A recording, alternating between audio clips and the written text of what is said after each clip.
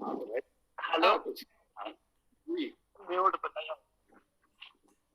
हैं? आवाज आ रही है? हाँ आवाज आ रही है।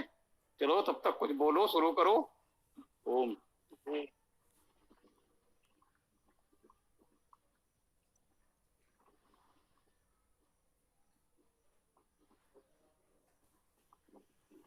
हाँ, रविवार की कक्षा तो ये खुला सत्र है, इसमें कोई भी प्रश्न किया जा सकता है। तो चलो प्रारंभ करो, तुम ही करो आज। सनातन धर्म से संबंधित आप कोई कीजिए, हम सकता है, बोलो। ओम। सुनेंगे हम। आप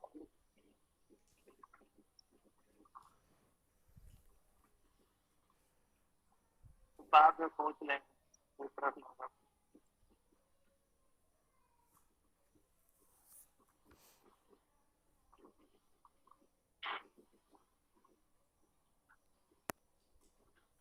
हाँ, एक वेदाष्टक दे दिया गया है।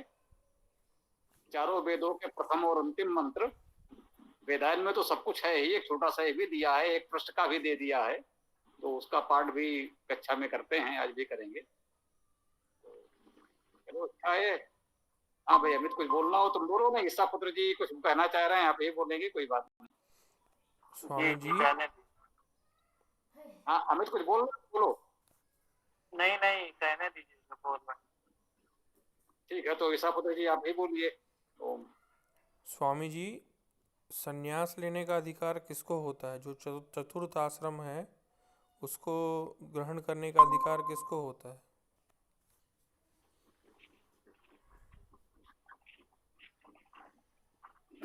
अधिकार तो सबको होता है, जिसकी इच्छा हो। जिसकी इच्छा हो, जो उस जीवन का निर्वाह कर सके, जिसको मन भाए अपना करे। उसमें अधिकार वाली बात कहां से आ गई?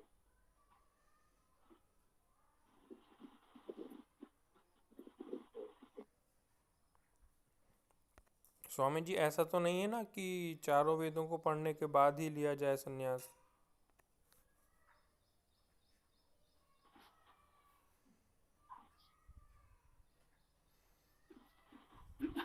अगर आपकी जानकारी में हो तो किसी ऐसे व्यक्ति का नाम बताइए जिसने चारों वेद पढ़ने के बाद संन्यास लिया हो। किसी व्यक्ति का नाम आपको जानकारी में है? बोलिए। जी स्वामी जी, समझ गया मैं, धन्यवाद।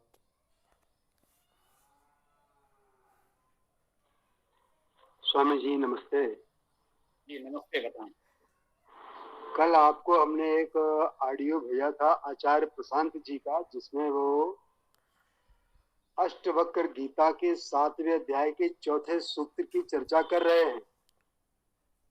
नात्मा भावेषु नो भवस्तत्रानंतरन्ये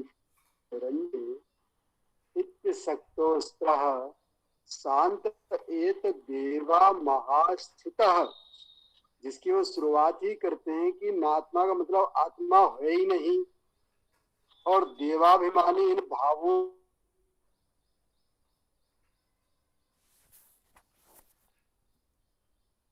से इस प्रकार से उसके ये कैसी बात हो रही है कि आत्मा नहीं है? थोड़ा इसको प्रकाश डालिए। भाई, जो ऐसा कह रहा है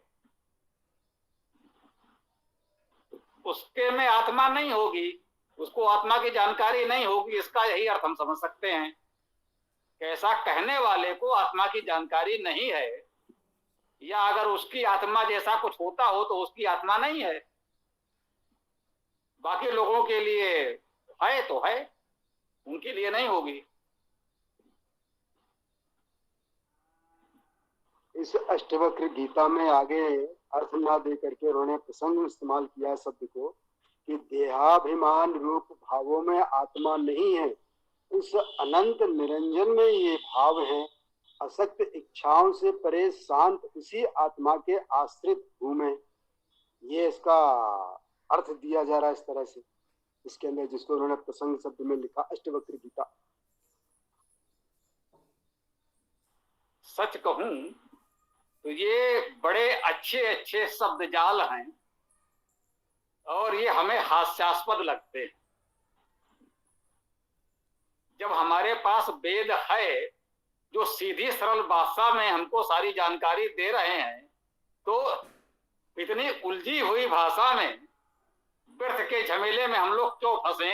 ये पता नहीं कौन लोग हैं जो कहाँ उलझाना चाहते हैं, जो किसी के उपयोग का नहीं, किसी के समझ में आएगा नहीं, व्यवहारिक जीवन में उसका कोई उपयोग नहीं।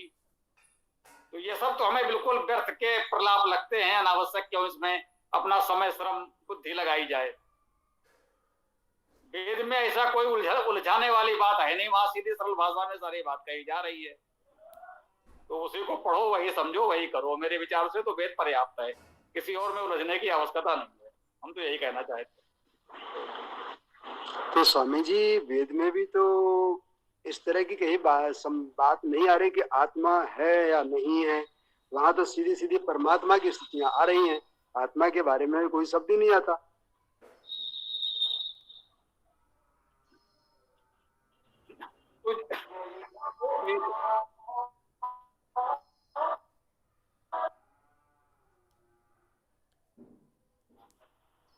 तो वही तो हम कह रहे हैं, वेद में जो आ रहा है, वेद जितना बता रहा है धर्म और अध्यात्म के लिए उतना पर्याप्त है।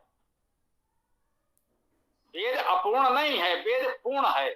धर्म और अध्यात्म के संबंध में जितनी जानकारी देने की आवश्यकता थी वो वेद में हमको उपलब्ध करा दी गई। अब जो वेद में है ही नहीं उस पर माथापच्ची क्यों की जाए? शेष अपना जीवन जिए, प्रयास करें कि सुख शांति से हमारा जीवन बीते, उस पर प्रयास करें। धर्म और अध्यात्म के विषय में जितनी जानकारी आवश्यक है वो वेद में दे दी गई है। वेद को पढ़ लीजिए, जितना आवश्यक है मिल जाएगा। और जो वेद में नहीं है आप समझ लीजिए, आपके लिए उसकी कोई आवश्यकता नहीं है। वो व्यर्थ के झमेलों में हम क्यों उलझे? हम तो स्पष्ट कह रहे हैं। ओम। धन्यवाद स्वामी जी, यही मेरा भी मत।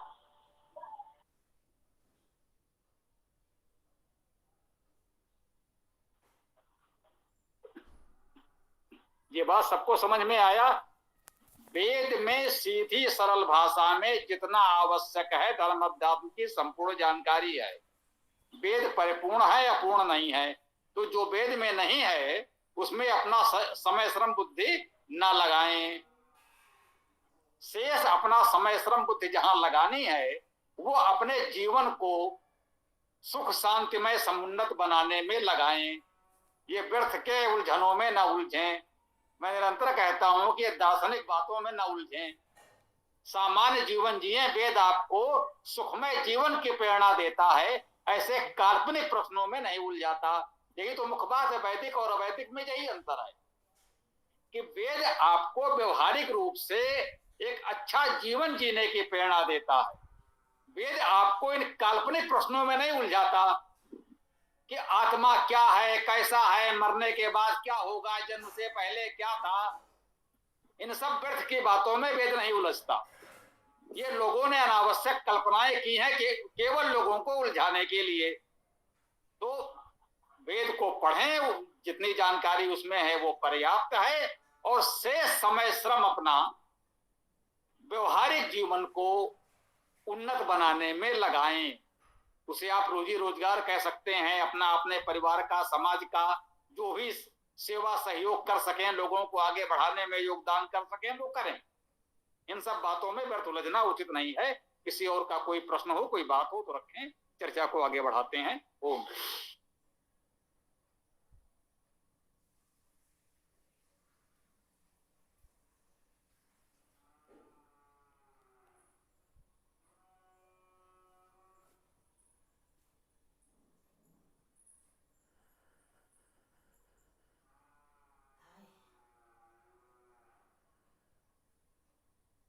हाँ भाई, ये शून्य विराम तो नहीं होना चाहिए।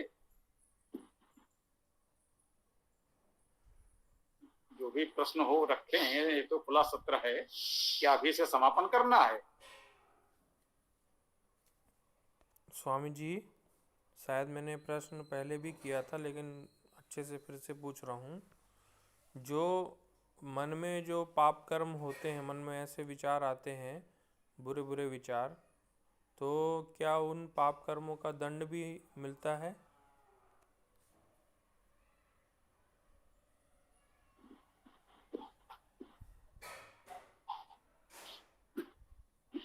देखिए, उसका इतना ही दंड है कि आपका मन व्यर्थ में उन बातों की ओर जा रहा है, तो वो तो अपने आप में एक विकार है। तो हम यदि ऐसा सोचें कि जैसे कोई अपराध किया है उसका कोई उस तरह का दंड मिलेगा, तो ऐसा कोई भौतिक दंड नहीं मिलने जा रहा है। हमारा मन अच्छी बातें सोचेगा तो उसका लाभ हमको मिलेगा। जब इधर उधर की व्यर्थ की बातों में उलझा रहेगा तो वो लाभ हमको नहीं मिलेगा। मन उलझेगा, कुछ चिंता तनाव उत्पन्न करेगा, यही उसका दंड है, यही उसकी हानि है, यही मिलेगा। इसके अलावा और कोई दंड मिलने नहीं जा रहा है, ये निश्चिंत रहें। ओम। बहुत बहुत धन्यवाद स्वामी जी।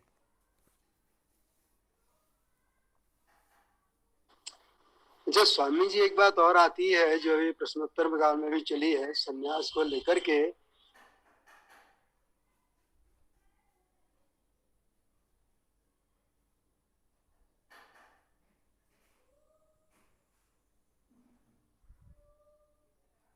जाना हो जाए, ना इच्छा हो न जाए।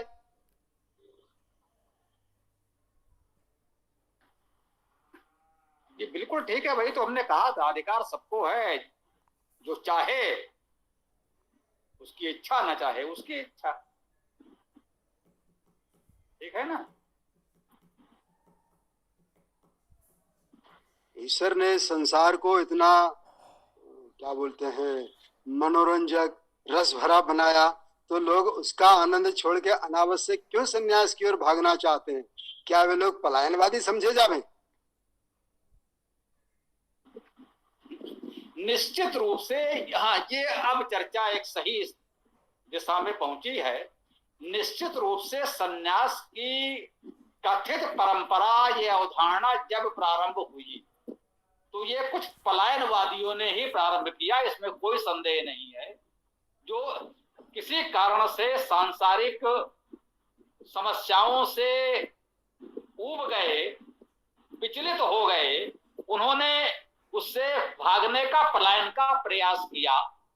यहीं से सन्यास प्रारंभ होता है, क्योंकि वेद में तो ऐसी कोई व्यवस्था है, यह पूरी तरह अवैधिक वेद विरोधी व्यवस्था है, यह मैं कहना चाहता हूं ना। क्योंकि वेद में तो ऐसा कुछ है नहीं। वेद तो आपको सुखमय जीवन जीने की बात करता है, आप सुखमय आनंदमय जीवन जिए अपने परिवार के साथ, वेद तो यही कह रहा है।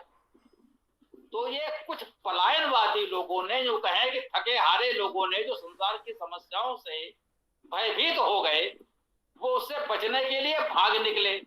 लेकिन भागकर जाओगे कहां? रहना तो इसी संसार में है।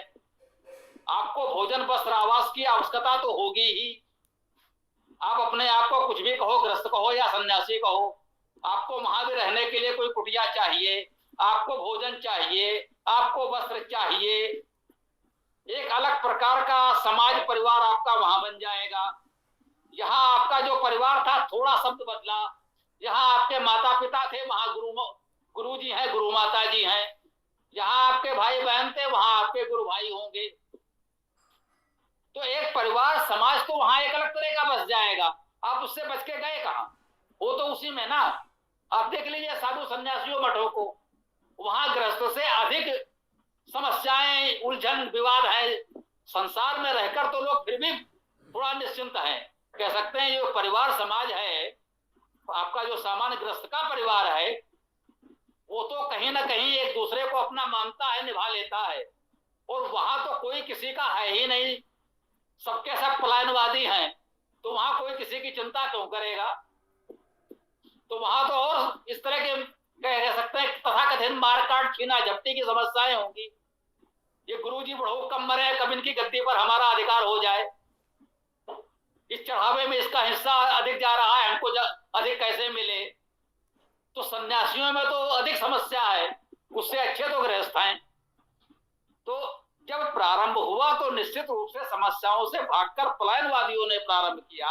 और धीरे धीरे वर्तमान स्थिति है कि जो तथाकथित सन्यासी हैं, वो गृहस्थियों से अधिक माया जाल में लिपटे हैं।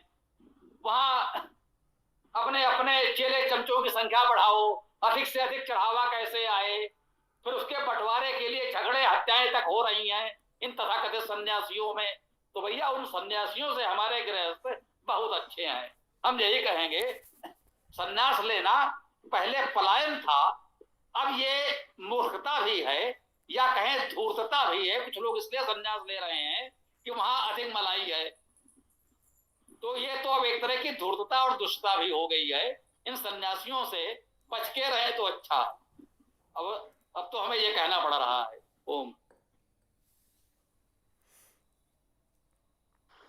स्वामी जी, आपने इन सारी बातों को यही पूर्ण कर दिया। बहुत बहुत धन्यवाद।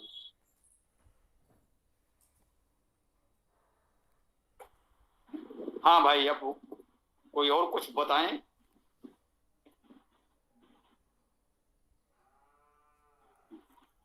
हाँ भाई, अमित जी, सीताराम जी और जो लोग भी हैं। नमस्ते स्वामी जी नमस्ते, बताइए। स्वामी जी, अभी वैसे तो इन विषयों पर बात नहीं करना चाहिए था, पर अभी किसी ने कुछ इस तरह से कहा कि सनातन डेंगू मलेरिया है, उसे खत्म करना देना चाहिए। वैसे सनातन तो खत्म नहीं होगा, पर ये विचारधारा किस तरह कार्य कर रही है, ये हृदय में बहुत आघात सा लगता है, जैसे इस तरह की कोई बातें करता है। तो इस पर थोड़ा आप विचार रखिए। जी, ये उचित और उत्तम प्रश्न है, इस पर बात होनी चाहिए। रविवार का प्रातःकालीन सत्र इसीलिए है, सायंकालीन वेद कक्षा में हम इस पर चर्चा नहीं कर सकते, इसीलिए रविवार का ये प्रातःकालीन सत्र रखा जाता है। उसमें ऐसे सभी विषयों पर चर्चा हो सकती है और होनी भी चाहिए। इस प्रश्न को समझ लें। देखिए, जिन लोगों ने ये बात कही है उन पर कुछ दया करें, ये हमारा अनुरोध है। उन बेचारों को जानकारी नहीं है सनातन है क्या। इन चर्चाओं में यह बात है कि भाई सनातन क्या है ये भी आप जानते हो? नहीं साहब, ये तो नहीं जानते। मुख्य बात यह है कि उन्होंने जो बात कही है वो बिल्कुल ठीक कही है। समझिए, थोड़ा आपको झटका लग सकता है जो मैं कह रहा हूं, पूरी बात सुनेंगे तो समझ में आएगी, अधूरी बात समझ में नहीं आएगी। वो लोग जिन्होंने ये बात कही है वो जो बात कहना चाहते हैं वो बात तो बिल्कुल सही है, हम उनकी उस भावना का समर्थन करते हैं। परंतु चूंकि वो जानकार नहीं है, तो उनको विषय की सही से जानकारी नहीं है, इसलिए उन्होंने शब्दों का चयन ठीक नहीं किया। उनके शब्द ठीक नहीं है, लेकिन उनकी जो बात है, जो भावना है वो ठीक है। तो केवल शब्दों में सुधार संशोधन करने की आवश्यकता है। उस पृष्ठभूमि को समझिए, वो क्या कह रहे हैं। जिस समाज में लोगों को समानता का अधिकार न हो, जिस समाज में लोगों को जन्म से ही हम अछूत नीच समझने लगते हो, जिस समाज में अपनों को ही दुत्कारा जाता हो, अपमानित किया जाता हो, ऐसे समाज, ऐसी व्यवस्था की क्या आवश्यकता है। तो बात तो उनकी ठीक है कि आपको अपने में सुधार लाना चाहिए, इन चीजों में आपको सुधार करना होगा। और यदि सुधार नहीं करेंगे तो आप रोना रोते रहिए कि हिंदू तो खतरे में है, सनातन खतरे में है। वो खतरे में है और रहेगा, और एक दिन समाप्त हो भी जाए तो कोई बड़ी बात नहीं है। यही आपकी स्थितियां रही तो आप क्यों रोना रो रहे हैं कि संसार का प्राचीनतम धर्म क्यों कटता चला गया। साहब, अफगानिस्तान से समाप्त हो गया, पाकिस्तान से समाप्त हो गया, बांग्लादेश से समाप्त हो गया, भारत में इतने राज्यों में अल्पसंख्यक हो गए। अरे भाई, क्यों हो गए? आपका राष्ट्र है, आप पूरी तरह सशक्त थे, आपकी विद्या बुद्धि इतनी उन्नत थी, जब आप संसार में सर्वश्रेष्ठ थे, तो क्यों शताब्दियों से पराजित होते जा रहे हैं। आज इस स्वतंत्र भारत में आपकी सत्ता है, आपकी सरकार है, आपकी सेना है, आपकी व्यवस्था है, आप बहुसंख्यक हैं, तब भी आप भयभीत हैं अल्पसंख्यक से। क्यों भाई? तो ये सोचने का प्रश्न तो है कि आपकी आंतरिक कमजोरी क्या है, आपको आंतरिक दुर्बलताओं की ओर देखना होगा, तभी इस समस्या से उबर सकते हैं। आप केवल शत्रु को कोसते रहते हैं, आपका दरवाजा ठीक से बंद नहीं है, आपका दरवाजा कमजोर है, मजबूत नहीं है। कोई भी कुत्ता धक्का देकर घुस आता है, आप कुत्ते को दोष दे रहे हैं, साहब हमारे गली में कुत्ते बहुत हैं, वो मेरे घर में घुस आते हैं। ये गली के कुत्ते दूसरे के घर में क्यों नहीं घुस पाते? क्योंकि उसने अपनी दीवारें दरवाजे सुदृढ़ रखे हैं, इसलिए उसके घर में नहीं घुस पाते। तो आपके घर में क्यों घुस आते हैं? क्योंकि कहीं ना कहीं हमारा घर उतना सुदृढ़ नहीं है। तो हमें इन आंतरिक दुर्बलताओं को दूर करना होगा। ये संकेत बिल्कुल ठीक है, ये शताब्दियों से कहा जा रहा है। जब से ये समस्या आई है तब से इसको दूर करने की बात भी की जा रही है। कबीर से लेकर दयानंद और आज तक तमाम संत महात्मा इस पर निरंतर प्रयास कर रहे हैं, लेकिन एक रूढ़वादी समाज है जो उससे उबरना नहीं चाहता।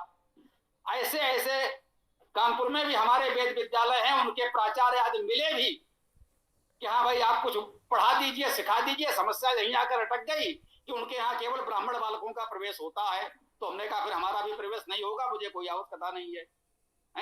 जहाँ केवल ब्राह्मण बालकों का प्रवेश होता है, ब्राह्मण के अलावा अन्य जात कुल के लोगों का वहां प्रवेश नहीं हो सकता, बालिकाओं का प्रवेश नहीं हो सकता, वहां पर किसी वैदिक व्यक्ति का प्रवेश नहीं हो सकता, वहां स्वामी शरण का भी प्रवेश नहीं हो सकता। मैंने स्पष्ट संकेत कर दिया भैया, वहां पर हमारा प्रवेश भी संभव नहीं है। तो जब ये स्थितियां होंगी कि वेद विद्यालय में, गुरुकुल में केवल एक जात विशेष के केवल बालकों का प्रवेश होगा, महिलाओं को अधिकार नहीं है, शूद्रों को अधिकार नहीं है, मंदिर में गर्भगृह में पूजा करने का अधिकार नहीं है, संन्यास लेने का अधिकार नहीं, जो तथाकथित संन्यास की बात हो रही थी, आपको इस तरह के कोई धार्मिक धर्माचार के पद प्राप्त करने का अधिकार नहीं है। जितने पुजारी महंत संत आचार्य शंकराचार्य होंगे वो सब एक जाति विशेष से होंगे। अब एक नए नए शंकराचार्य ज्योतिष पीठ के बने, उत्तराखंड में पीठ है ज्योतिष पीठ, तो वहां कुछ लोगों ने प्रश्न उठाया कि आप प्रमाणित करें कि आप मातृकुल और पितृकुल से ब्राह्मण हैं। किसी ने प्रश्न उठा दिया कि आप तो ब्राह्मण कुल से नहीं है, तो आप शंकराचार्य कैसे हो सकते हैं? मैंने कहा वाह, शंकराचार्य बनने के बाद भी उससे जाति पूछी जा रही है। तो जिस समाज की ये स्थिति होगी, वहां इस समस्या पर प्रश्न उठाया गया है। उन्होंने शब्द का प्रयोग ठीक नहीं किया, उन्हें सनातन नहीं कहना चाहिए था। मैं कहता हूं ये उनकी अज्ञानता है, उनको जानकारी नहीं है, उनका शब्द का चयन गलत है। उन्हें सनातन शब्द का प्रयोग नहीं कहना चाहिए। सनातन है जो अनादि है, अनंत है, सदा रहेगा और रहना चाहिए। वो सत्य सनातन वैदिक धर्म है। वेद अनादि है और अनंत काल तक रहेगा। लेकिन जो ये रूढ़ियां, परंपराएं, इस तरह की अनुचित बातें, जो वेद विरोधी मान्यताएं समाज में घर कर गई हैं, तो ऐसी बातों को तो हमें दूर करना ही पड़ेगा। सनातन शब्द का प्रयोग ठीक नहीं किया गया। उसके बाद किसी ने हिंदू कहा, मैंने कहा हाँ ये ठीक बोले। तो सनातन तो रहेगा, हिंदू बाद में इन बीमारियों को लेकर आया है और इन बीमारियों के साथ हिंदू को समाप्त हो जाना चाहिए, ये कहने में मुझे भी कोई संकोच नहीं है। ओम। जी स्वामी जी, बहुत बहुत धन्यवाद स्वामी जी।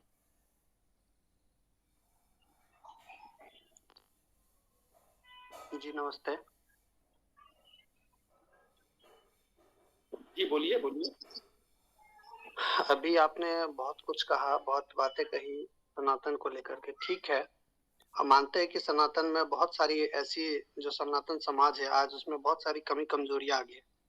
लेकिन जो व्यक्ति ये बोल रहा है, आप जिस बात की समर्थन कर रहे हो कि सनातन नहीं कहना चाहिए, बाकी सब कुछ में आपने उसकी समर्थन कर दी, इस तरह की घुमा के बातें करके एक तरह से कहीं ना कहीं उनकी बातों को समर्थन कर दी। दूसरी बात है कि आप ये कह रहे हो कि जो व्यक्ति आप बोल रहे हो, उस व्यक्ति को इतना नॉलेज है कि वो सनातन को चलो डैमेज नहीं करेगा, कुछ भी करेगा, परिवर्तन चाहता है। तो वो परिवर्तन का सोर्स दिया कि वो कैसा परिवर्तन चाहता है, या उसने अपने राज्य में, वो तो अभी सत्ता में, शासन में, क्या उसने उस तरीके परिवर्तन का कोई एक मॉड्यूल दिया तो वो कैसा परिवर्तन चाहता है, क्या वो करने में संभव हो? वो जिस विचारधारा को पालन कर रहे हैं, क्या वो विचारधारा समाज को एक रस कर सका?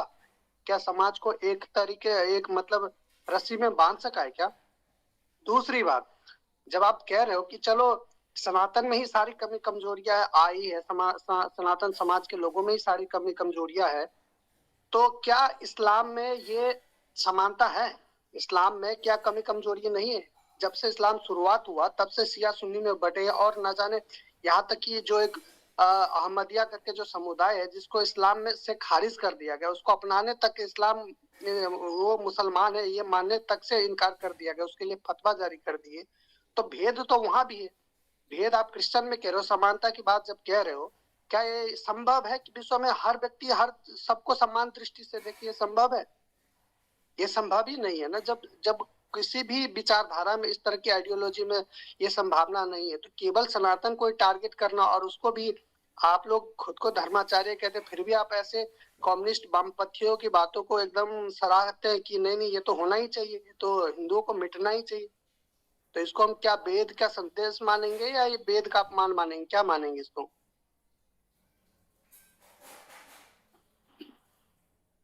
प्रत्येक व्यक्ति स्वतंत्र है कुछ भी मानने के लिए, इस पर हम कुछ नहीं कह सकते। आपको जो मानना हो आप स्वतंत्र हैं, दूसरा कोई जो मानना चाहे वो स्वतंत्र है। प्रत्येक व्यक्ति को अपने विचार भावनाएं रखने का, उसे व्यक्त करने का अधिकार है। मैं इसमें इतना नहीं कहूंगा। उन्होंने जो कहा है, मैंने स्वयं कहा कि उनको जानकारी नहीं है, अज्ञानी है वो, इसलिए वो सही बात को भी सही तरीके से नहीं रख पाए, इसीलिए इतना विवाद है। यदि वो इतने जानकार होते और कुछ सुधार कर पाते तो कभी विवाद ही नहीं होता। जैसे दयानंद जी ने बात अपनी तर्क संगत और प्रमाण के साथ रखी, हम उनका समर्थन कर रहे हैं, हम उस व्यक्ति का समर्थन नहीं कर रहे हैं।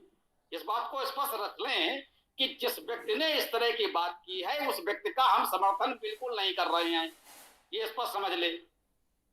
हम इस विषय में दयानंद जी का समर्थन कर रहे हैं। उन्होंने भी यही बात कही, परंतु उन्होंने सही तरीके से कही कि हमारा धर्म का प्रमाण आधार वेद है और वेद में ऐसा कुछ नहीं है, वेद को अपनाओ और ये सारे भेदभाव दूर करो। दयानंद जी ने बिल्कुल सही बात सही तरीके से कही, हम उनका समर्थन करते हैं, हम इन लोगों का समर्थन नहीं करते। लेकिन ये बात ठीक है कि अगर हमें अपना घर बचाना है तो हमें अपने घर को ठीक करना पड़ेगा, ये तो हम कहेंगे। यदि हम अपने घर को ठीक कर लिए होते, दयानंद जी के विचारों को अपनाकर समाज को इन रूढ़ियों से मुक्त करा चुके होते, तो आज ऐसी बात कहने वाले समाज में नहीं होते। आज उनको ये बात कहने का अवसर ही नहीं मिलता।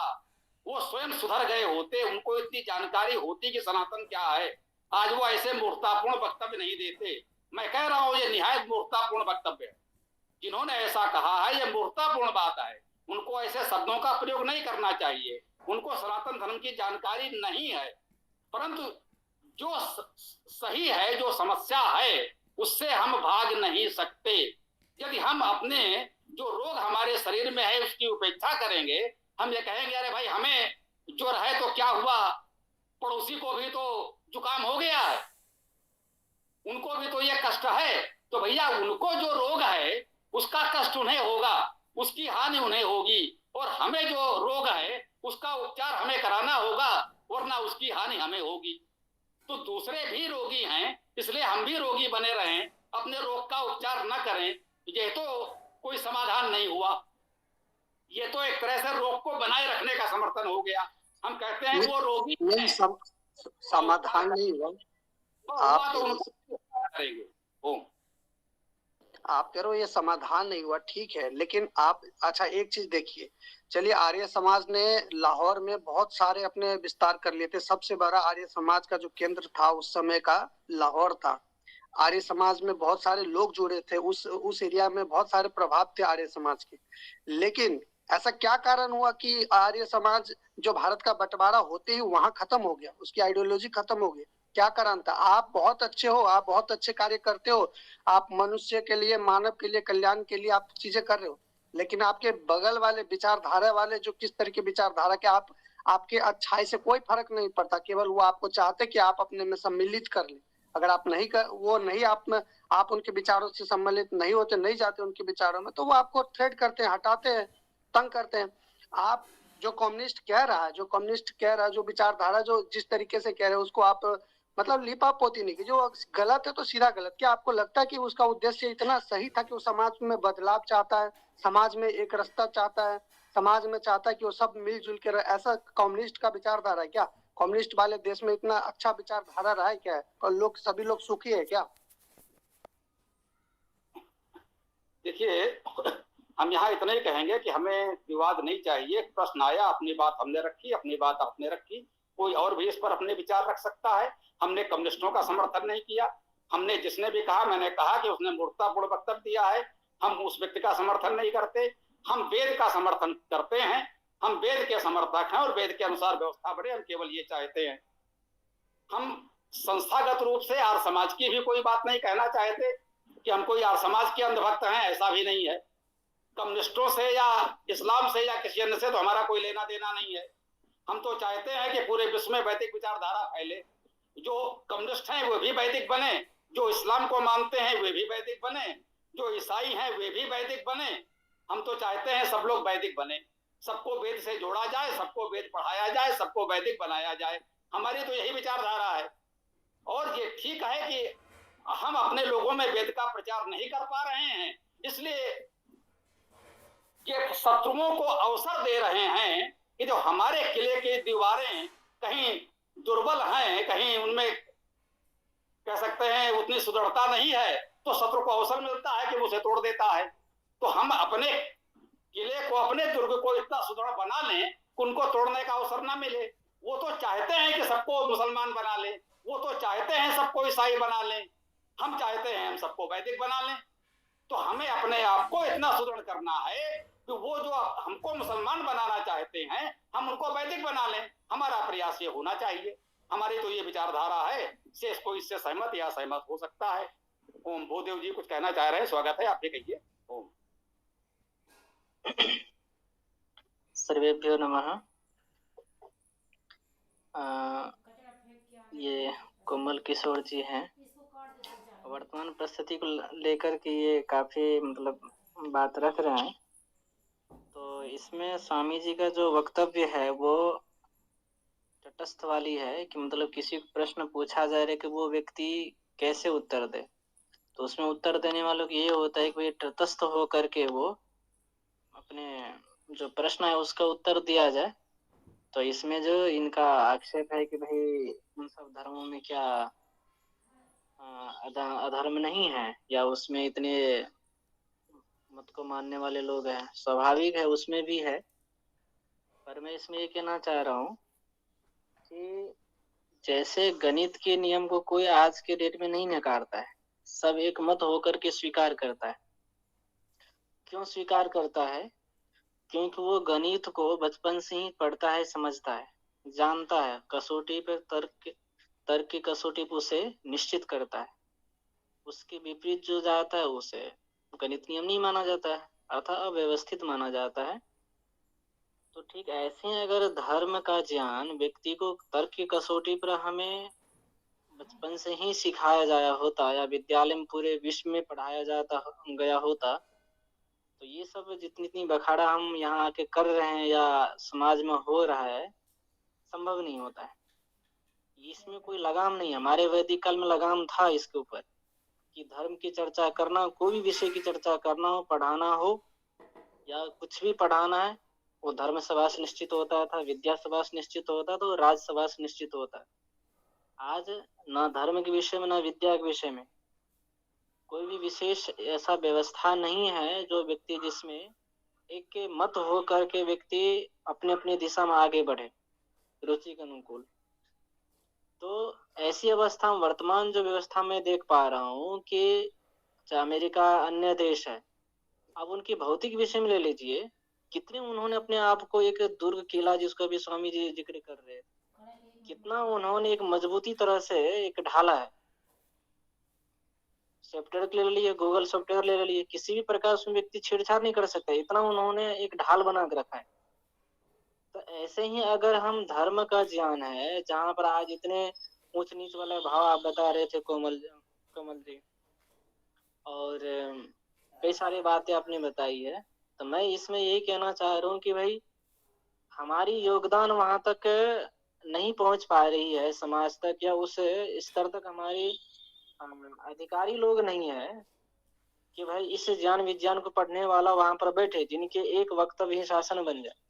उदाहरण के लिए मैं मोदी जी को देना चाहूँ, उन्होंने कहा भाई महर्षि दयानंद के 200वीं जयंती मनाना है, 2 साल चलेगा। कितना समय लगा उनको इस वक्तव्य को देने में? लेकिन पूरा अभी उनके संगठन में जो भी सरकारी विभाग काम कर रहे हैं ना, ऐसे ही हमारे पास ज्ञान बहुत है लेकिन हमारे पास अधिकार नहीं है। जितना विचार है उतने अनुरूप हमारे पास अधिकार नहीं है, और जिनके पास अधिकार है उनके पास भारतीय संस्कृति सनातन का ज्ञान नहीं है। सुने सुनाए परंपरा रूप में किसी सुना इतने मात्र से हो जाता है, तो सुने हुए बातों में विशेष तथ्य नहीं होता है, उसके लिए श्रम साध्य शास्त्र को पढ़ना पड़ता है।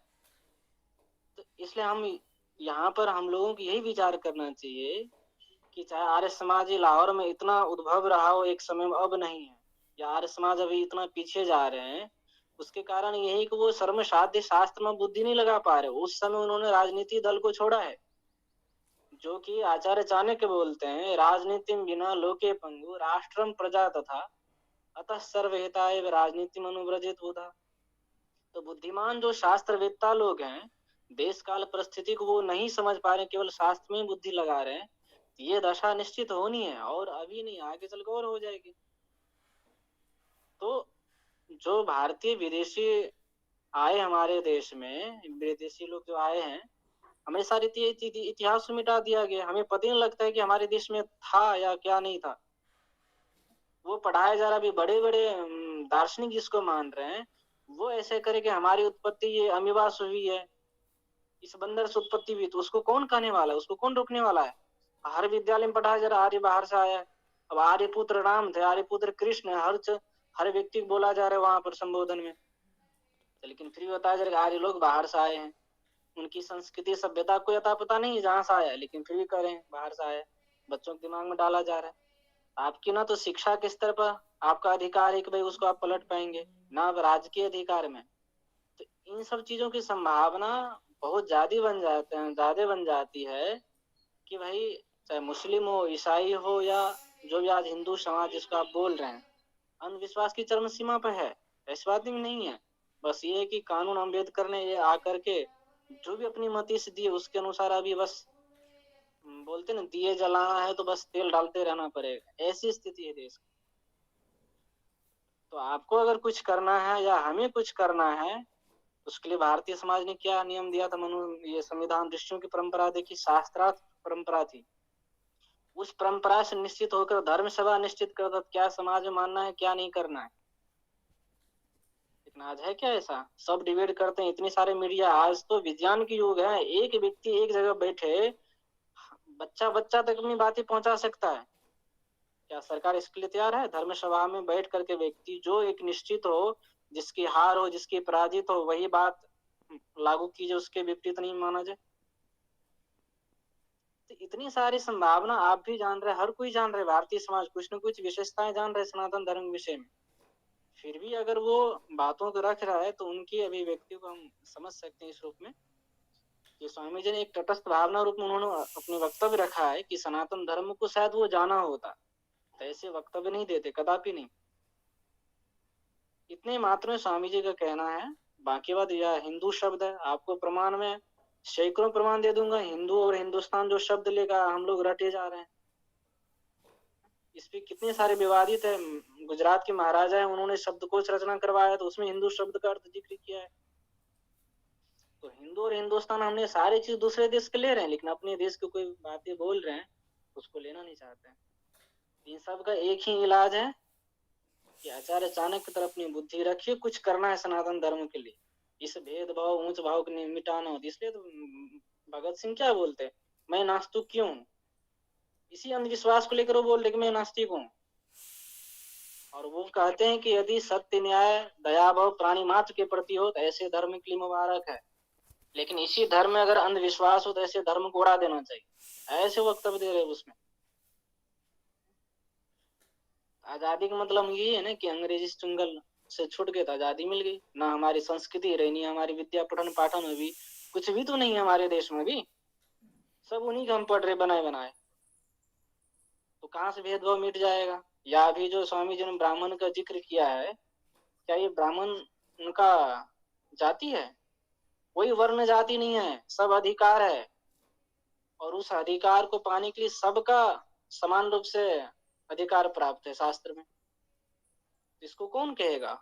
इस ब्राह्मणों का सवाल ही जाए, सरकार बैठाए, फिर इनसे पूछे ना कि हाँ ब्राह्मण जाति है, धर्म है, अधिकार है, तो कोई नहीं पूछने वाला है। तो वो बोलते ना, अलकल गगरी छलकल जाए, थोड़ा सुनते हैं, थोड़ा जानते हैं, बस इसमें हम बहुत कुदकते हैं। ये स्थिति है। और अन्य देश वालों कम से कम इस विषय में ऐसी स्थिति नहीं है। वो जो चीज करते हैं या भौतिक उन्नतिकरण, उसके विषय में नियम कायदे बनाते हैं, और उसके अन्य पक्ष देखेंगे तो अनेक अधार्मिक पक्ष भी है, लेकिन भौतिक दृष्टि से वो एक नियम कायदे से आगे बढ़ रहे हैं। तो हर चीज में यही बोलता है। वैशेषिक दर्शन आपका यही कह रहा है कि ये तो अभ्युदय निःश्रेयस्यति सधर्मा। अब बताइए, इस अभ्युदय और निःश्रेयस के अलावा बच क्या गया है? इन सब चीजों को नहीं पढ़ेंगे, धर्म को नहीं समझेगा। इस रूप में किशोर जी अगर लेते हैं तो कहीं पर किसी का विरोध नहीं आएगा।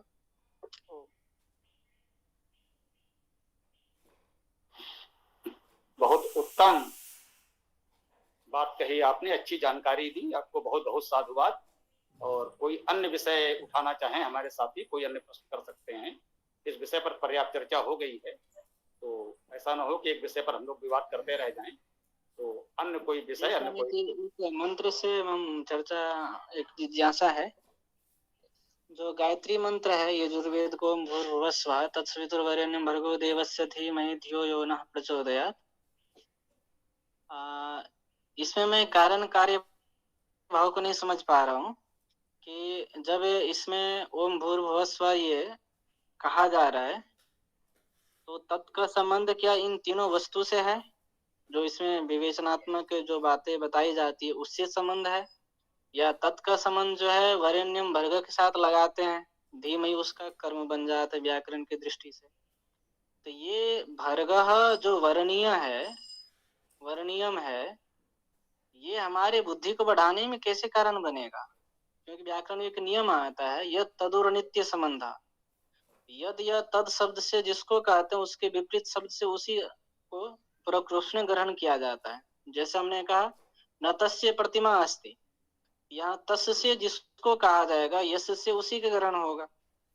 ऐसे ही तद शब्द से भर्गा वरेण्यम ले रहे हैं, तो यह शब्द से व्याकरण दृष्टि वहां भाष्यकार बोलते न सर्वाभि विभक्ति न सर्वहि लिंगैहि मंत्राः गदिताः सन्ति। तो यहाँ पर यह शब्द हम पुल्लिंग में मान लेते हैं, लेकिन तत् शब्द वहां नपुंसक लिंग में है। इन दोनों में संबंध यहाँ पर इस रूप में हम देख पा रहे हैं। इसलिए जिज्ञासा हमारी बन रही कि इसमें कारण कार्य भाव कैसे हैं जो हमारी बुद्धि को वो प्रेरित करेगा सही मार्गों पे किसी विज्ञान को वो प्राप्त करने में, या तत्शब्द से भूर्भुवः स्वः को लेना चाहिए। ओ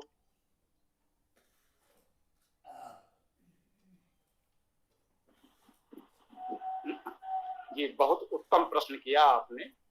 और ऐसे विवेकशील लोग चर्चा में होते हैं तो अच्छा लगता है।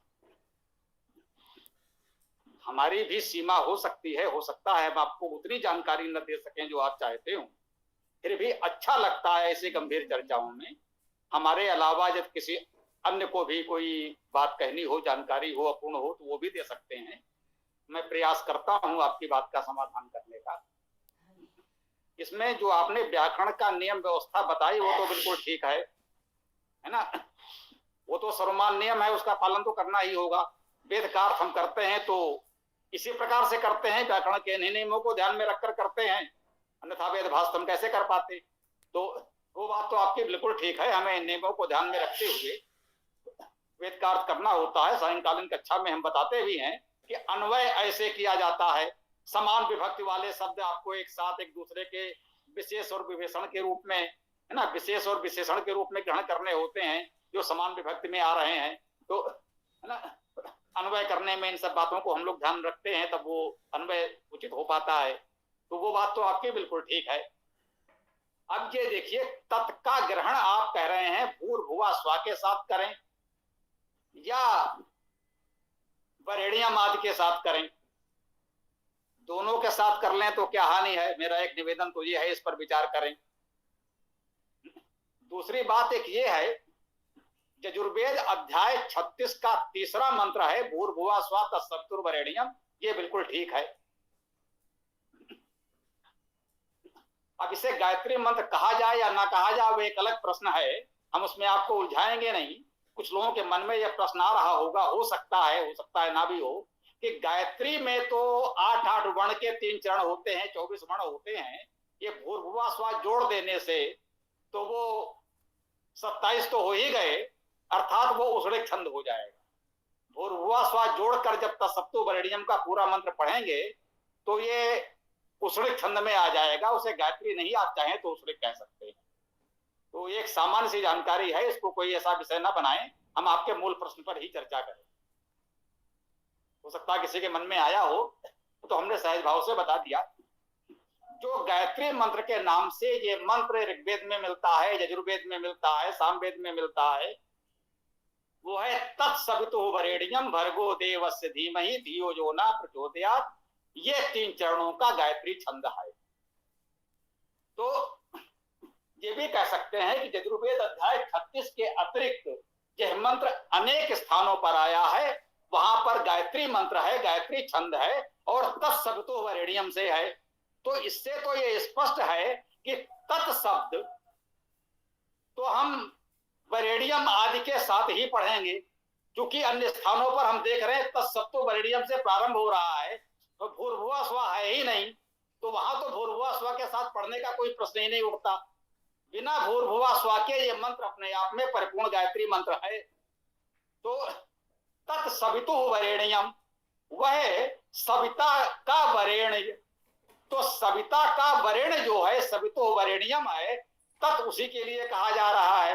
जो भर्गो देवस्य अर्थात देवस्य भर्गः है, तत् उसके लिए कहा जा रहा है ना।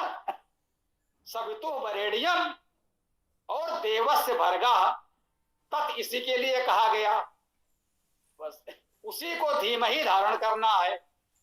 अब आपने कहा धियो यो नः प्रचोदयात्, ये जिसके लिए तत् आया है यो भी उसके लिए आना चाहिए।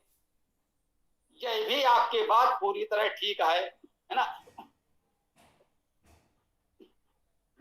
व्याकरण के नियम के अनुसार जिससे हम तत्का ग्रहण कर रहे हैं उसी के लिए जो आया है, यह बात भी ठीक है आपकी।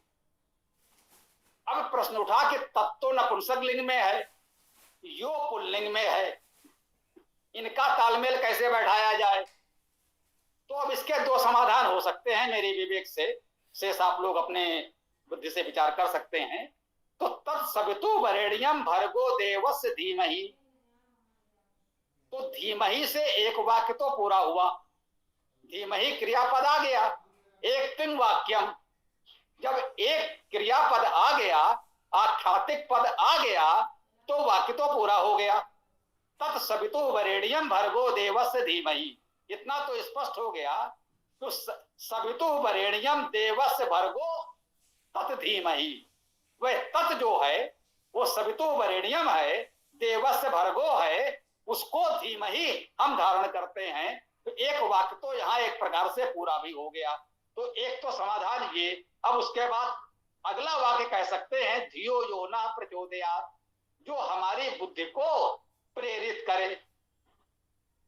अब ये यो से वाक्य प्रारंभ हुआ, तो जब यो से वाक्य प्रारंभ हो रहा है यो नः प्रचोदयात्, तो कह सकते हैं यो का संबंध पहले तत् से जोड़ना पड़ेगा, तभी बात पूरी होगी।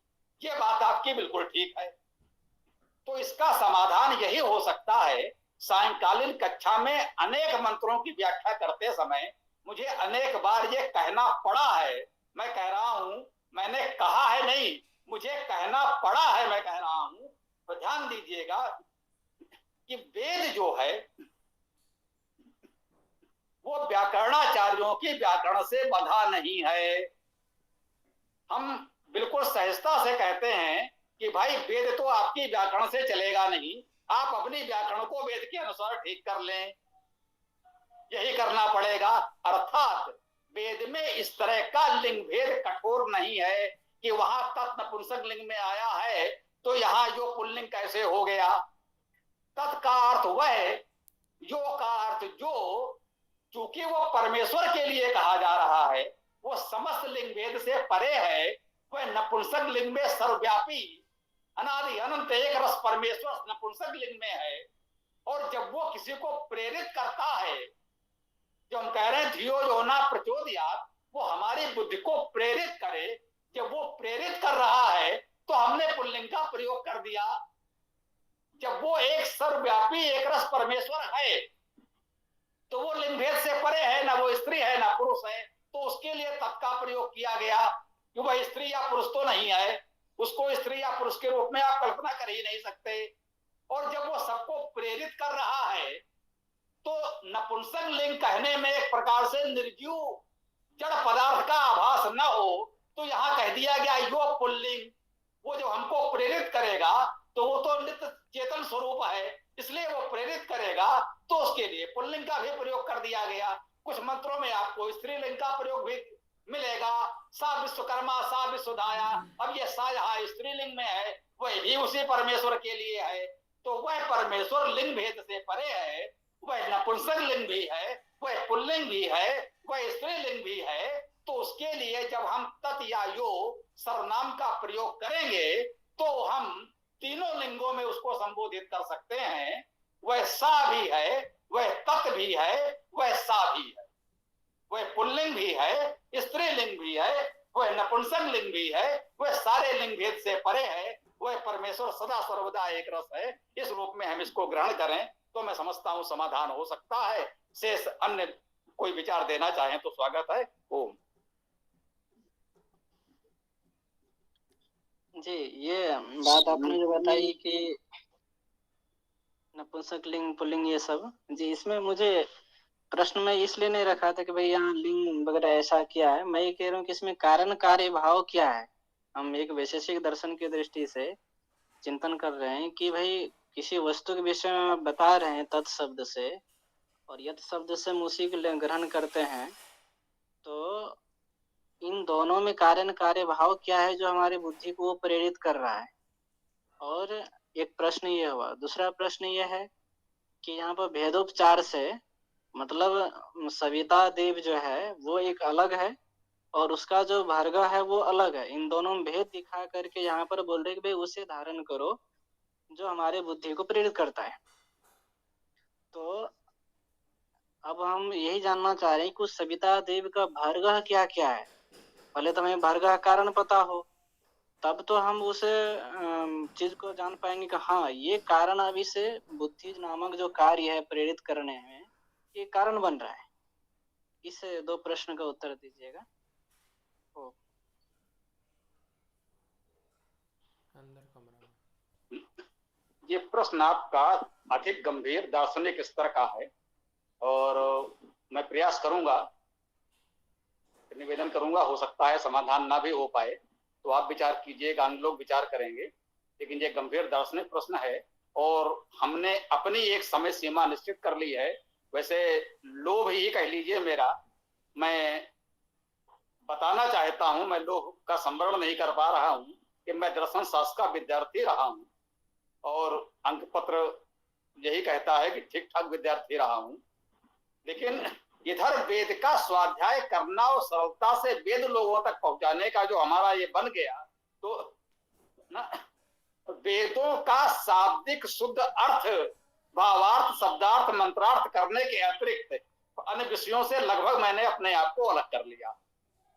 तो जो आपने कहा, हम ये मान रहे हैं कि तत् उस परमेश्वर के लिए आया, वो तत् वही सविता भी है, सवितु वरेण्यम कहा जा रहा है।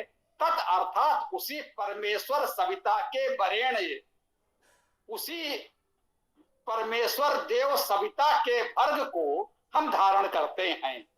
जब उस परमेश्वर के वरेण्य वर्ग को हम धारण कर लेते हैं, वही परमेश्वर जो सविता है वही देव है, उस देव सविता के वरेण्य वर्ग को हम धारण कर लेते हैं, तो स्वाभाविक रूप से हमारी बुद्धि को प्रेरणा प्राप्त होती है, आप चाहे तो कार्य कारण संपत्ति इतना इसमें बना सकते हैं, है ना। उस देव सविता वरेण के भर्ग को हम धारण करें तो उस भर्ग के धारण करने से ये जो कारण बनेगा उसी से बुद्धि को प्रेरित होने का कार्य संपन्न हो सकता है। मैं अभी इतना ही कह पा रहा हूं, हो सकता है इससे अच्छा विवेचन आप या कोई अन्य साथी करना चाहें तो स्वागत है, कह सकते हैं। ओम। स्वामी जी, इसमें मेरा मत ये बना है कि जैसे एक तत्व जो प्रश्न उठा कि नपुंसक लिंग है, यो जो है पुल्लिंग हो गया, सा या ता जो है स्त्रीलिंग के लिए आता है, तो परमेश्वर के लिए लिंग भेद ना होकर के उसको दोनों की स्थितियों में चलते हुए उभय लिंगी माना जा सकता है।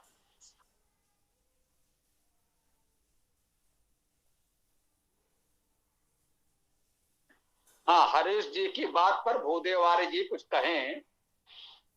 इनका ऑडियो कुछ थोड़ा सा जो भी है मुझे समझने में सुनने में भी कुछ उतना स्पष्ट नहीं भी हो पाता है। बात समझ जाते हैं तो हम अपनी बात कह भी देते हैं।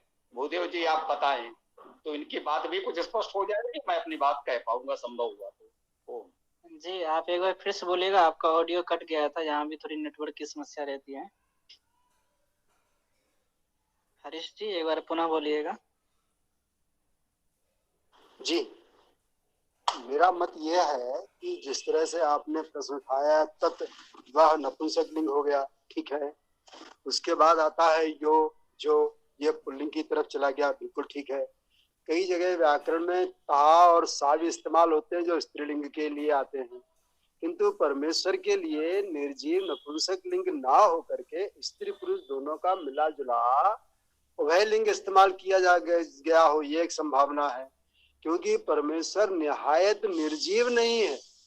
नपुंसक लिंग का प्रयोग वहां होता है जो वस्तुएं निर्जीव हैं, जिनमें जीवन चेतनता नहीं है। अच्छा जी, मैं इसमें ये कहना चाहूंगा कि जो नपुंसक लिंग पुल्लिंग स्त्रीलिंग है, ये सजीव की दृष्टि से आप चेतन में देख सकते हैं, लेकिन जो निर्जीव वस्तु है उसमें ऐसा कोई बुद्धि नहीं बना के चलते हैं कि भाई ये निर्जीव है इनके लिए नपुंसक लिंग ही प्रयोग करेंगे। संस्कृत में ये भाषा कोई कॉन्सेप्ट नहीं है अन्य भाषाओं की तरह, बल्कि इन सब नियमों से निर्मुक्त है। इस तरह जो निर्जीव वस्तु है वो भी स्त्रीलिंग हो सकता है, पुल्लिंग हो सकता है, और ये नपुंसक लिंग हो सकता है। वो हमारे व्यवहार के लिए अभी मैं जो समझ पा रहा हूँ, इसमें मेरा काफी एक लंबी चर्चा चली है जिसका उत्तर अभी तक जिनसे भी हमने किया नहीं आया है एक दार्शनिक लेकर के। इसलिए वहां ना जाकर मैं इतना ही अभी कहना चाहूंगा इस विषय को कि ये हमें लिंग का जो प्रयोग है संस्कृत भाषा में कई जगह अर्थ का कारण बन जाता है परिवर्तन में, सामान्य रूप से सामान्य व्यवहार में नहीं बनता है। तो इसलिए तीनों लिंग का व्यवहार को हम ये भेद न करके चले कि भाई ये निर्जीव है तो इसके लिए नपुंसक लिंग ही प्रयोग होगा, ये ऐसी कोई अवधारणा नहीं है संस्कृत भाषा में। इसलिए ईश्वर के लिए भी नपुंसक लिंग शब्द प्रयोग हो सकता है, पुल्लिंग और स्त्रीलिंग तीनों शब्द प्रयोग हो सकता है, उसमें कोई संदेह नहीं यहाँ पे। और हमारा इस पे लिंग के प्रति कोई प्रश्न भी नहीं था, और या ऐसा कोई मानते हैं कि भाई ईश्वर निर्जीव नहीं है इसलिए उनके लिए स्त्रीलिंग या पुल्लिंग प्रयोग करना चाहिए। इस विषय में कम से कम संस्कृत भाषा वाले ऐसी अवधारणा नहीं रखते हैं भाई उनके लिए नपुंसक लिंग प्रयोग नहीं होगा या निर्जीव के लिए स्त्रीलिंग पुल्लिंग शब्द प्रयोग नहीं होगा, तीनों प्रयोग करते हैं।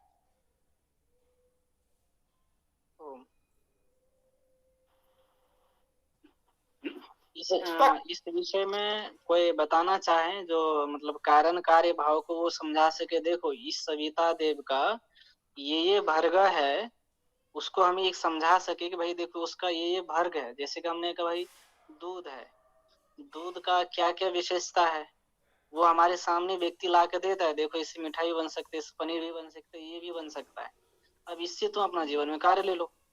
ऐसे ही हमें ईश्वर जो सविता देव है उनका भर्ग हमें सामने रखना पड़ेगा कि जो हम धारण करने योग्य ईश्वर का भर्ग वो है क्या क्या, जो हमारे बुद्धि तत्व को प्रेरित करने में सहायक बनता है और जिसके लिए हम प्रार्थना भी कर रहे हैं। और मुझे संबोधन में या कई जगह ये भी स्पष्ट नहीं होता है मंत्र में, जिस क्रिया से प्रार्थना की जा रही है जिस क्रिया के लिए, उस क्रिया के संबोधन से कोई लेना देना भी नहीं होता है, फिर भी मंत्र में बताया जाता है ऐसे स्थलों पे। तो अब जैसे का वो सब जगत की उत्पत्ति करने हारा है, और वो शुद्ध विज्ञान स्वरूप है। अब इनका और भर्ग के साथ में क्या संबंध है, तो इत्यादि तमाम बातों को हम छोटी छोटी बातें जब तक स्पष्ट नहीं कर लेते हैं तो उसके गहरे तो कब मुझे कम से कम इससे दिक्कत होती कि नहीं जा पाता है। तो इसलिए हम ये विचार करना चाह रहे हैं कि पहले तो सविता देव जो अर्थ किया जा रहा है जगत की उत्पत्ति करने हारा शुद्ध विज्ञान स्वरूप, जो भी देव शब्द का अर्थ लेते हैं, द्योतनाद्वा दानाद्वा आदि, तो उसका इन भर्ग के साथ में संबंध क्या है?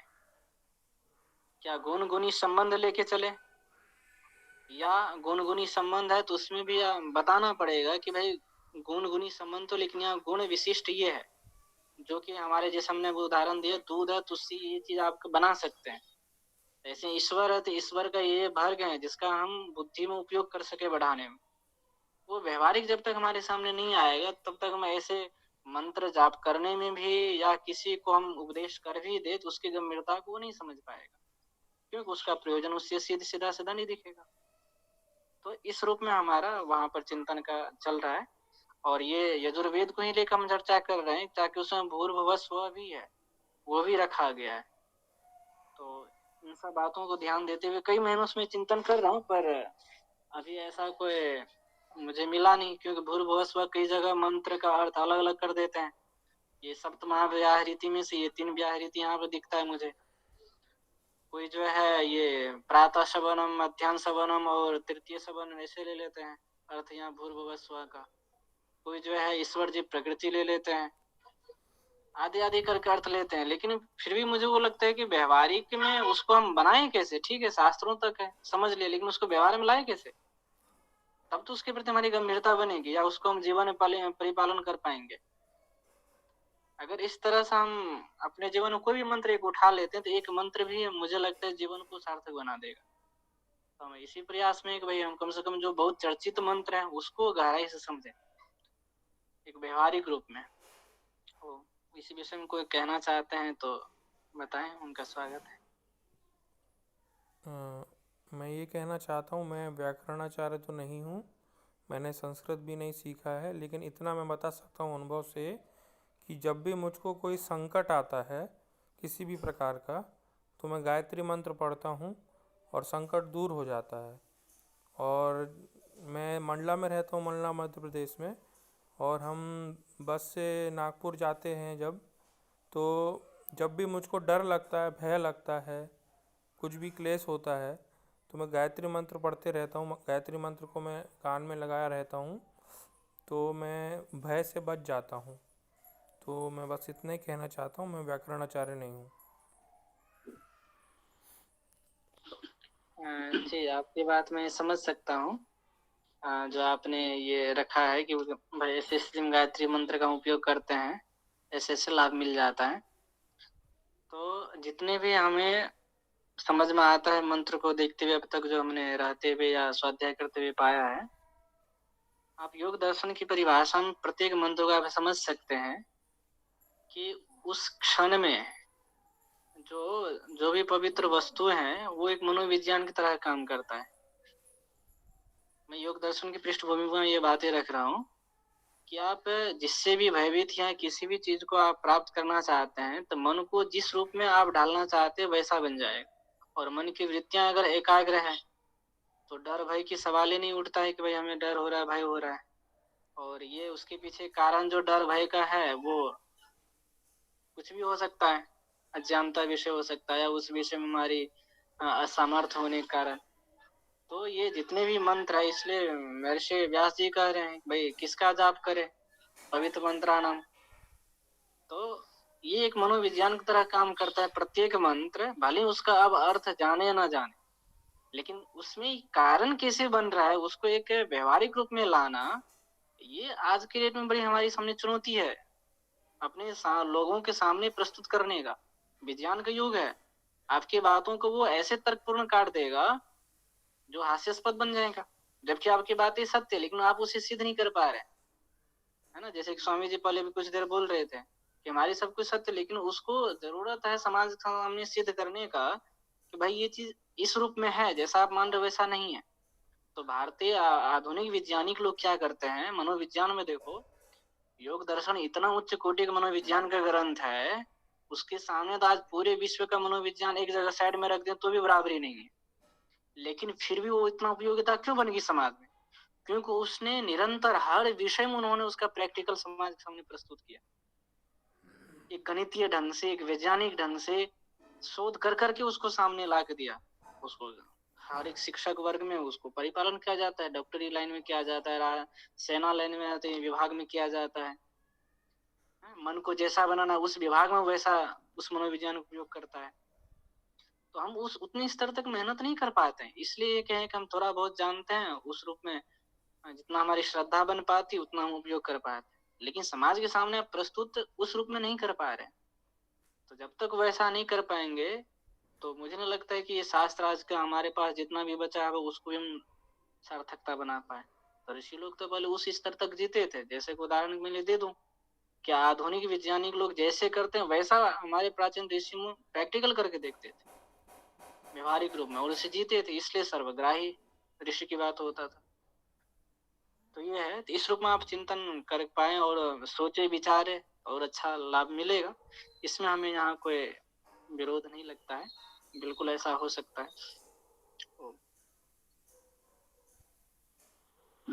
हाँ, आपका विषय जो था तो ठीक है, उन्होंने अपनी बात कह दी, विषयांतर आपको तो कम से कम नहीं करना चाहिए था।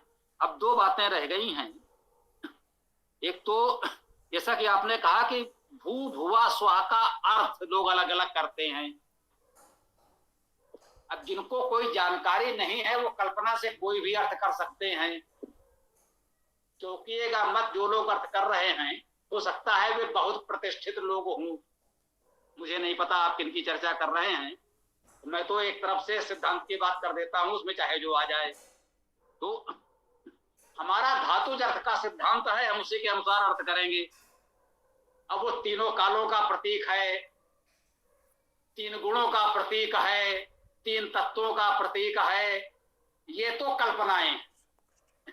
हम लोग तो धातुज अर्थ के अनुसार ही चलते हैं। तो भू में भी भू धातु है, भुआ में भी भू धातु है, स्व में सु उपसर्ग मान सकते हैं, रीगतो धातु ले सकते हैं, और सुप्रसवे सुऐश्वर्य धातु भी ले सकते हैं, सुप्रेरणे धातु भी ले सकते हैं। तो हम तो इन्हीं के अनुसार उनका अर्थ करेंगे। अब यहाँ बहुत विस्तार में अर्थ बताएंगे तो फिर तो विषयांतर हो जाएगा। तो जैसा कि भैया ने कहा गायत्री मंत्र का अर्थ ही बता दें, तो गायत्री मंत्र का अर्थ तो हमारा इस मंत्र पर वीडियो भी है, पूरा विस्तार से अर्थ हमने किया है, वो देख सकते हैं। वेदायन में अन्य पुस्तकों में भी इसका विस्तार से अर्थ व्याख्या की गई है, वो देख सकते हैं। तो जो चर्चा हो रही है ये गायत्री मंत्र की अर्थ व्याख्या ही है और है क्या, लेकिन अपने अपने विषय के अनुसार उसकी सीमाओं में चर्चा होती है, और बाकी पूरे मंत्र की चर्चा तो वहां की गई है, मैंने बताया, पुस्तक में देख सकते हैं, वीडियो में देख सकते हैं, यूट्यूब चैनल पर आप हमारे देख सकते हैं, वहां उपलब्ध है। तो ये तो हो गया आपका भू भुआ स्वाहा। अब आपका आया है भर्गो, ये क्या है? अब भर्गो में जो हमने देखा, हमसे पूर्व के जिन भी विद्वान भाष्यकारों ने जो भी अर्थ किए हैं उन सबका मैंने संकलन कर दिया है अपने वेद भाष्य में, वेदायन में। भ्रस भ्रंश धातु है, प्रकाश करना, बोलना, इससे भर्गो शब्द बन सकता है। प्रकाश करना और शब्द करना दोनों अर्थ हैं, देखिए कितने उत्तम अर्थ हैं। तो जो उस परमेश्वर का प्रकाश है, जो उसके शब्द, उसकी वाणी वेद वाणी है, उसको जब हम ग्रहण करेंगे, धारण करेंगे, तो हमारी बुद्धि प्रेरित होगी। इस तरह से आप उसको ग्रहण कर सकते हैं। इसमें भ्राज धातु हो सकती है, भ्राज धातु का अर्थ भी प्रकाशित होना है, उस परमेश्वर के दिव्य प्रकाश को हम धारण करें। भ्रज धातु का अर्थ भूजना, जलाना, परिपक्व करना भी है। अपने दोषों दुर्गुणों पापों को भून डालिए, जला दीजिए। जब आप शुद्ध पवित्र हो जाएंगे तो उसका वो दिव्य प्रकाश ग्रहण कर सकेंगे और बुद्धि उचित प्रेरणा प्राप्त कर सकेगी। भ्री धातु का अर्थ भरण पोषण धारण करना भी है। तो भर्गो का अर्थ यही हो गया कि उस परमेश्वर के दिव्य प्रकाश को, उस परमेश्वर की अवधारणा को हम भली प्रकार धारण करें, अपने जीवन में, अपने विचारों में उसको परिपुष्ट करें तो हमारी बुद्धि को उत्तम प्रेरणा प्राप्त होगी। हम तो इसको इसी रूप में प्रस्तुत कर पा रहे हैं। जो कुछ हमसे संभव हो सका किया, और जो रह गया है उसे आप लोग आगे बढ़ाएं। यही हमारी अपने सभी मित्रों से अपेक्षा है। जो युवा साथी हैं, भाई हम तो यहाँ तक पहुंचे हैं, इसके आगे इस वेद विद्या को आप लोग और आगे बढ़ाएं। यही होना चाहिए। अंतिम सत्य नहीं होता, मैं बिल्कुल नहीं कहता कि कोई भी बड़ा से बड़ा विद्वान, वेद व्यास हो, शंकराचार्य हो, दयानंद हो, या कोई भी हो, कोई भी व्यक्ति, ये मत मानिए कि बस ये अंतिम सत्य है। उन्होंने इतना कर दिया, अनंता वै वेदा, वेद का अर्थ गंभीर अनंत है। किसी भी मंत्र का, किसी भी शब्द का अर्थ अनंत है। ये मत कहिए कि किसी महान विद्वान ने ये अर्थ कर दिया है और वही अंतिम सत्य है। वो हमारे लिए आधार है, प्रेरणा है। उसको जानिए कि इन्होंने ये अर्थ किया है, इन्होंने ये अर्थ किया है, इन्होंने ये अर्थ किया है। उसमें चाहे तो आप हमको भी सम्मिलित कर लें, भाई स्वामी शरण जी ने ये अर्थ किया है, परंतु उस पर चिंतन करते हुए आपको और आगे बढ़ने का प्रयास करना चाहिए। मैं ये बिल्कुल नहीं चाहूंगा कि आप कहें बस स्वामी शरण जी ने ये अर्थ कर दिया है वही अंतिम सत्य है। मुझे अंधभक्त नहीं चाहिए। मैं वो विवेकशील विद्यार्थी चाहता हूं जो आगे बढ़े, हमसे आगे बढ़कर कार्य करें। यदि हमसे कहीं भूल चूक हो गई हो तो उसे साहस के साथ ठीक करें। क्या भाई स्वामी शरण जी ने यहाँ ये कहा है, परंतु उसमें इस प्रकार से ये हमें त्रुटि लग रही है, इसको ऐसा होना चाहिए। ये साहस आपके अंदर जगाना चाहता हूं। मेरा उद्देश्य यही है। मैं आपको अंधभक्त नहीं बनाना चाहता। बस स्वामी शरण जी ने कहा है उसकी लकीर पीटते रहें। हमसे जितना बन पाया हमने किया, उसको और उत्तम बनाना, आगे बढ़ाना आपका कार्य है। इस रूप में इस कार्य को आगे बढ़ाएं, यही हमारी भावना है। ओ, अब कोई और प्रश्न, कोई और विषय हो तो लिया जाए। यह तो वास्तव में बहुत उत्तम बात है, क्योंकि समय भी पर्याप्त हो गया है। तो कोई और महत्वपूर्ण बात हो तो ग्रहण करें, अन्यथा पाठ समापन की ओर। हाँ कहिए, भूदेव जी कुछ कहना चाह रहे हैं तो बोलिए। जी स्वामी जी, बस इतना ही आज पूछना था। और मुझे ये समझ में इतना आया कि भाई ये जो गायत्री मंत्र, जिसको मतलब उष्णिक छंद, ये भूर्भुवः स्वः जोड़ने हो जाता है। और ये गायत्री मंत्र तो ये भी है ना, ओम विश्वानि देव सवितर। तो जी बिल्कुल, मंत्र स्वानि देव, तो गायत्री छंद इसमें भी है। तो मुझे इन दोनों के विचार से ये हमें समझ में आया है कि इसमें बुद्धि नामक जो पदार्थ है और मन नामक जो पदार्थ है, जिसके हम अपने शास्त्र में या वर्तमान के आधुनिक शिक्षा शास्त्र में भी मनोविज्ञान में जिक्र करते हैं, उन दो पदार्थों की इसमें विशेषतया वर्णन है, जिसको कि हम जानने के भरसक प्रयास कर रहे हैं कि उसको हम एक पदार्थ के स्तर पे ही जाने। जब तक पदार्थ की तरह भागों को नहीं समझेंगे और ये फिर जो बुद्धि हमारे, जिसके हम ये करें कि वो हमारी बुद्धि को प्रेरित करता है, तो उसको हम नहीं समझ पाएंगे। या ओम विश्वानि देव सवितर में जो बोल रहे हैं, यद जो भी भद्र स्वरूप है वो हमें प्राप्त हो। तो ये दोनों ही बातें मंत्र का जो है वो एक पदार्थ विज्ञान के स्तर पे है, जिसको मैं चिंतन करना चाह रहा हूँ, इसलिए ये बातें रखी थी। और उस रूप में चिंतन करते हैं तो काफी चीज हमें ऐसा लग रहा है कि वो जीवन को एक सार्थक बना पाएगा। तो इसलिए हमने ये इस पर चर्चा कर रहा हूँ। अन्य विद्वानों से भी किए, लेकिन अभी तक मैं संतुष्ट नहीं हो पा रहा हूँ। जैसे आपने कहा कि भाई जितना हमारे पास है वो हम आपको बता देते हैं। ये बात भी अच्छे लगते हैं जो तटस्थ होकर बातें रखते हैं, और ऐसा ही होना चाहिए, न कि कोई लकीर का फकीर नहीं, ऐसा ही सत्य है। इस पक्ष का मैं भी समर्थन करता हूँ। धन्यवाद। जी हाँ, हमने अब अपने कार्य क्षेत्र की सीमा निर्धारित कर ली है। क्योंकि हमारी सामर्थ्य सीमित है तो हमने अपना कार्य क्षेत्र भी सीमित कर लिया है। हमारा अब कार्य केवल इतना है कि वेदों के शब्दों का सही सही धातु अर्थ लोगों तक पहुंचा दिया जाए। शब्द का सही शाब्दिक अर्थ धातु अर्थ लोग जान लें।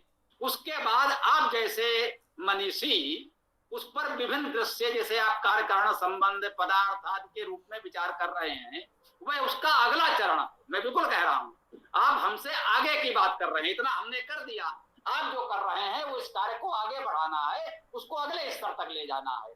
तो ऐसे लोग तो होने ही चाहिए। हमने शब्दार्थ आपको प्रस्तुत कर दिया। दिया, अब उससे आपको अर्थ समझने में सुविधा हो गई। अब उससे आप अपने इन सब दृष्टियों से उसको और आगे पुष्प पल्लवित कर सकते हैं। इसको ऐसे ही आगे बढ़ाते रहें। तो आज की चर्चा वैसे तो पर्याप्त हो गई है, अब वेदाष्टक का पाठ करके समापन भी कर सकते हैं। क्या ईसा पुत्र जी पुनः कुछ कहना चाहते हैं? स्वामी जी, भगवत गीता में एक जगह आया है कि हजारों में करोड़ों में कोई एक विरला ही होता है जो समस्त कारणों के कारण के रूप में मुझको जानता है। मतलब समस्त कारणों के कारण में परमात्मा है।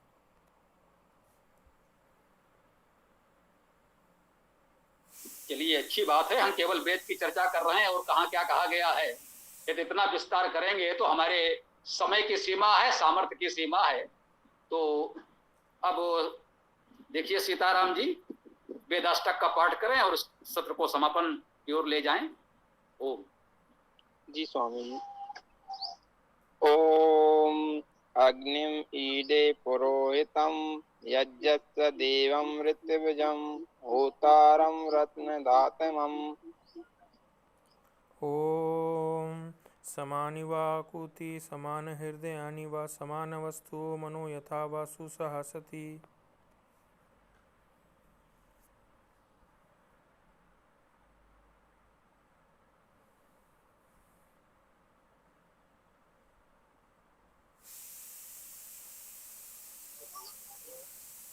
ओम अग्ने आयई बीतये द्रणो हव्यदायते निहोता षष्ठी वहर्षि।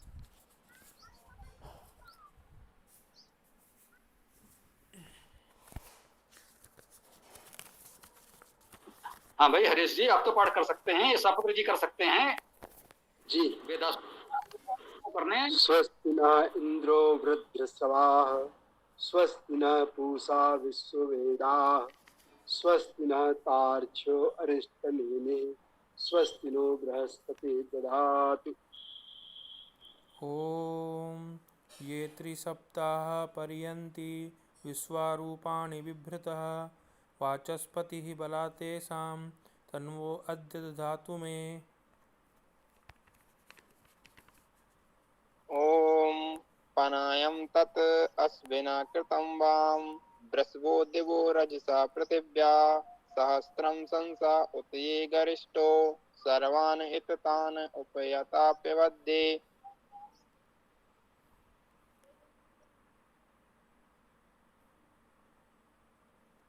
ओम ईशे त्वा ऊर्ज्वे त्वा वायवस्थ देवो वः सविता प्रार्पयतु श्रेष्ठतमाय कर्मणे आप्यायध्वम् अग्न्यः इंद्राय भागं प्रजावती अनमीवा अयक्ष्मा मावस्तेन इसत मा अगसंसो ध्रुवा अस्मिन् गोपतौ स्यात् बहुवियजमानस्य पशून् पाहि।